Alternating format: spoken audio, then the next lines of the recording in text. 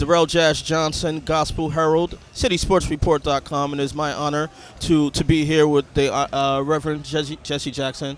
Reverend Jackson, how are you doing today? Well, it's an exciting part of the year because there are relatively few injuries. As the season wears on, it's so much wear and tear on the body. It's exciting to look at, but the body just can't take this night after night after night. But to see the guys healthy and with a good attitude, it's a good thing to see.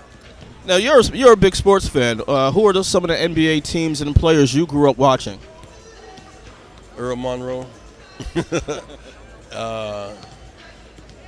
watching Wilt, Connie Hawkins, Wilt Chamberlain, Bill Russell.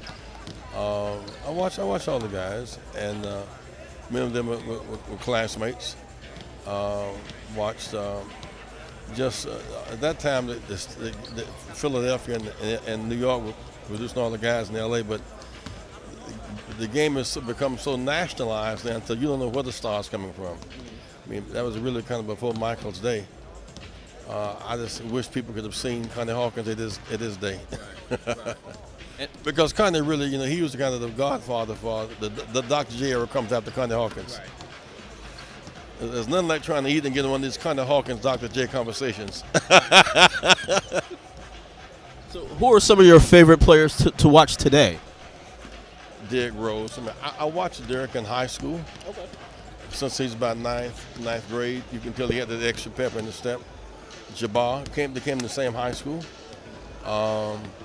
Chicago keeps on producing some pretty great athletes, particularly basketball players. So this is Gospel Herald. So you had the honor of having one of the greatest men to walk the face of the earth be your mentor. What was Reverend Dr. Martin Luther King Jr. like as a man? First of all, he was a powerful intellectual. He thought thoroughly and deeply. Dr. King finished high school at 15. He finished college at 19. He finished seminary at 22 and has his PhD at 26. And while he carried himself as a kind of practical guy, which he was an awfully strong intellectual. But he applied his knowledge onto action. And that's kind of what made him different. Most guys, that kind of education would tend to not be as applied as much as he did.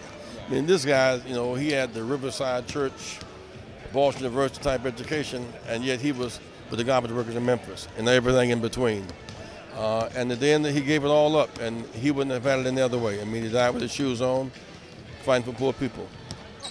And in some sense, that's how we measure character, how we treat the least of these. What was your biggest inspiration in turning to Christ and becoming a man of the Lord? Well, kind of born in the church, grew up in the church. My mother was in the choir, father was a trustee, so it's church orientation. I came onto the full knowledge of Christ as a child in one sense, but then I went to seminary. That's when I was able to see Jesus born, under questionable circumstances, born under death warrant, born poor, went to Egypt as a refugee, came back and never stopped fighting for poor people. His ministry is defined by how you treat the least of these. He's right there in my life. So the Jesus of Galilee, not the Jesus of Constantine, the Jesus of Galilee who kept his foot on the pedal for poor people is the Jesus that is worth worshiping. Final question. When is a time in your life when your faith, when your belief in Jesus Christ was most important to you?